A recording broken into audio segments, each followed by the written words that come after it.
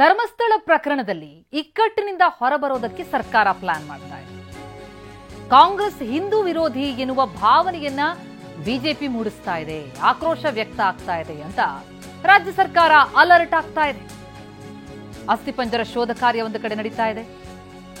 ಇದರ ನಡುವಲ್ಲಿ ಆಕ್ರೋಶ ವ್ಯಕ್ತ ಆಗ್ತಾ ಇದ್ದಂತೆ ಅಲರ್ಟ್ ಆದಂತಹ ಸರ್ಕಾರ, ಅದರಲ್ಲೂ DCM DK Shivakumar soft corner ತೋರ್ತಿದ್ದಾರೆ.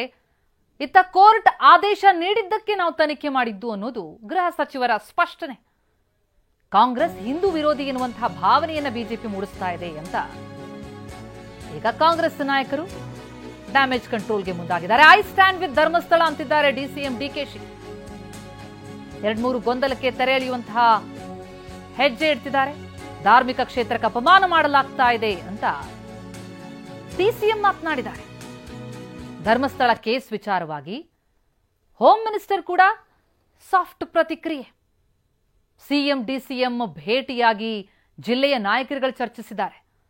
Dakshina Kannada ಜಿಲ್ಲೆಯ ಕಾಂಗ್ರೆಸ್ ನಾಯಕರು ಸಿಎಂ ಡಿಸಿಎಂ ಭೇಟಿಯಾಗಿ ಏನಾಗ್ತಾ ಇದೆ, ಯಾವ ರೀತಿಯ ಭಾವನೆ ವ್ಯಕ್ತ ಆಗ್ತಾ ಇದೆ ಸರ್ಕಾರದ ಹೆಜ್ಜೆ ಮೇಲೆ, ಆ ಬಗ್ಗೆ ಮನವರಿಕೆ ಮಾಡಿಕೊಡ್ತಿದ್ದಾರೆ. ಧರ್ಮಸ್ಥಳ ವಿಚಾರದಲ್ಲಿ ಅಪಪ್ರಚಾರ ನಡೀತಾ ಇದೆ ಎನ್ನುವಂತಹ ಹೇಳಿಕೆ, ಅದಕ್ಕೆ ಬ್ರೇಕ್ ಹಾಕಬೇಕು ಅನ್ನುವಂತಹ ಒತ್ತಾಯ ಮಾಡಿದ್ದಾರೆ ಕಾಂಗ್ರೆಸ್ ನಾಯಕರು. ಧರ್ಮಸ್ಥಳದಲ್ಲಿ ಷಡ್ಯಂತ್ರ ನಡೆದಿದೆ, ತನಿಖೆಯಿಂದ ಷಡ್ಯಂತ್ರ ಹೊರಗೆ ಬರಲಿದೆ ಅಂತ ಬೆಂಗಳೂರಿನಲ್ಲಿ ಡಿಸಿಎಂ ಡಿಕೆ ಶಿವಕುಮಾರ್ ಹೇಳಿಕೆ ಕೊಟ್ಟಿದ್ದಾರೆ. ಗೃಹ ಸಚಿವರು ಸದನಕ್ಕೆ ಉತ್ತರಿಸಲಿದ್ದಾರೆ.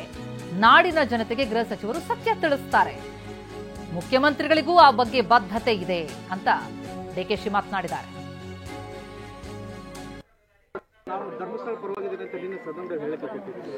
ನೋಡಿ, ಧರ್ಮಸ್ಥಳ ಪರ ಅಲ್ಲ, ವಿರೋಧ ಅಲ್ಲ, ನ್ಯಾಯಬದ್ಧವಾಗಿ ನಡಿಬೇಕು. ನನಗೆ ಆತ್ಮವಿಶ್ವಾಸ ಇದೆ. ಏನು ಒಂದು ಷಡ್ಯಂತ್ರ ನಡೆದು ಅದು ಮುಂದಿನ ದಿನದಲ್ಲಿ ತನಿಖೆಯಿಂದ ಹೊರಗಡೆ ಬರ್ತದೆ. ಅದು ನನ್ನ ವೈಯಕ್ತಿಕವಾದಂಥ ಒಂದು ಅನುಭವ. ನಾಳೆ ನಮ್ಮ ಹೋಮ್ ಮಿನಿಸ್ಟರ್ ಅವರು ಅಸೆಂಬ್ಲಿಯಲ್ಲಿ ಉತ್ತರವನ್ನು ಕೊಡುವಂಥ ಸಂದರ್ಭದಲ್ಲಿ ಸೋಮವಾರ ಬಹುಶಃ ಏನು ಸತ್ಯ ಇದೆ ಆ ಸತ್ಯವನ್ನು ಈ ನಾಡಿನ ಜನತೆಗೆ ತಿಳಿಸ್ತಾರೆ ಅನ್ನೋ ಒಂದು ಆತ್ಮವಿಶ್ವಾಸ ನನಗೆ ವೈಯಕ್ತಿಕವಾಗಿದೆ. ಈ ಬಗ್ಗೆ ಇನ್ನಷ್ಟು ಡೀಟೇಲ್ಸ್ ನೀಡ್ತಾರೆ ನಮ್ಮ ಪ್ರತಿನಿಧಿ ಪ್ರಸನ್ನ. ಈಗ ಸಂಪರ್ಕದಲ್ಲಿದ್ದಾರೆ. ಪ್ರಸನ್ನ, ಧರ್ಮಸ್ಥಳ ವಿಚಾರದಲ್ಲಿ ಈಗ ಏಕಾಏಕಿ ಕಾಂಗ್ರೆಸ್ ನಾಯಕರ ದಾಟಿಯೇ ಬದಲಾಗ್ತಾ ಇದೆ. ಏನಾಯ್ತು? ಡ್ಯಾಮೇಜ್ ಕಂಟ್ರೋಲ್ ಮಾಡೋ ಪ್ರಯತ್ನನ ಅಥವಾ ಬಿಜೆಪಿ ಎಲ್ಲೋ ಎನ್ಕ್ಯಾಶ್ ಮಾಡ್ಕೊಳ್ತಾ ಇದೆ ಅನ್ನೋದಕ್ಕೆ ಬ್ರೇಕ್ ಹಾಕೋ ಪ್ರಯತ್ನನ?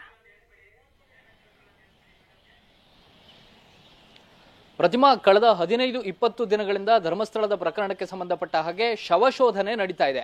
ಆದ್ರೆ ಇದೀಗ ಎಲ್ಲೋ ಒಂದ್ ಕಡೆ ಅದರ ಹಿಂದಿನ ಸತ್ಯಶೋಧನೆ ಕೂಡ ಆಗಬೇಕು ಅನ್ನುವಂತಹ ನಿಟ್ಟಿನಲ್ಲಿ ಸ್ವತಃ ಕಾಂಗ್ರೆಸ್ನ ನಾಯಕರಿಂದಲೇ ಅಭಿಪ್ರಾಯಗಳು ವ್ಯಕ್ತವಾಗ್ತಾ ಇದ್ದಾವೆ.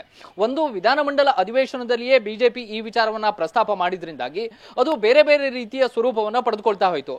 ಎಲ್ಲೋ ಒಂದ್ ಕಡೆ ಉದ್ದೇಶಪೂರ್ವಕವಾಗಿ ಕಾಂಗ್ರೆಸ್ ಸರ್ಕಾರವೇ ಬೇಕು ಅಂತ SITಯನ್ನ ರಚನೆ ಮಾಡಿದೆ ಮತ್ತು ಧರ್ಮಸ್ಥಳದ ಕ್ಷೇತ್ರಕ್ಕೆ ಸಂಬಂಧಪಟ್ಟ ಹಾಗೆ ಅಪಪ್ರಚಾರದಲ್ಲಿ ಕೆಲವು ಕಾಂಗ್ರೆಸ್ನ ನಾಯಕರು ಕಾಂಗ್ರೆಸ್ ಕೂಡ ಇದಕ್ಕೆ ಸಹಾನುಭೂತಿಯನ್ನು ತೋರಿಸ್ತಾ ಇದೆ ಅನ್ನುವಂತಹ ರೀತಿಯ ಧಾಟಿಯಲ್ಲಿ ಯಾವಾಗ ಬಿಜೆಪಿ ಈ ವಿಚಾರವನ್ನ ಪ್ರಸ್ತಾಪ ಮಾಡೋದಕ್ಕೆ ಹೊರಟಿತೋ ಇದೀಗ ಕಾಂಗ್ರೆಸ್ ಕೂಡ ಸಾಕಷ್ಟು ಅಲರ್ಟ್ ಆಗಿದೆ.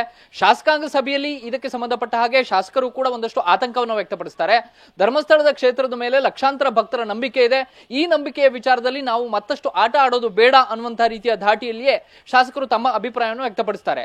ಮತ್ತು ಇದುವರೆಗೂ ಕೂಡ ಸೂಕ್ತ ರೀತಿಯಲ್ಲಿ ಯಾವುದೇ ರೀತಿಯ ದಾಖಲೆಗಳು ಲಭ್ಯ ಆಗಿಲ್ಲ ಅಥವಾ ನೂರಾರು ಹೆಣಗಳು ಹೊರಗೆ ಬರ್ತವೆ ಅಂತ ಹೇಳಿ ಯಾರೆಲ್ಲ ಭಾವಿಸಿದ್ರೋ ಕಲ್ಪಿಸಿಕೊಂಡಿದ್ರೋ ಆ ಯಾವುದೂ ಕೂಡ ಘಟನೆಗಳು ಇದುವರೆಗೂ ಕೂಡ ಸಂಭವಿಸಿಲ್ಲ.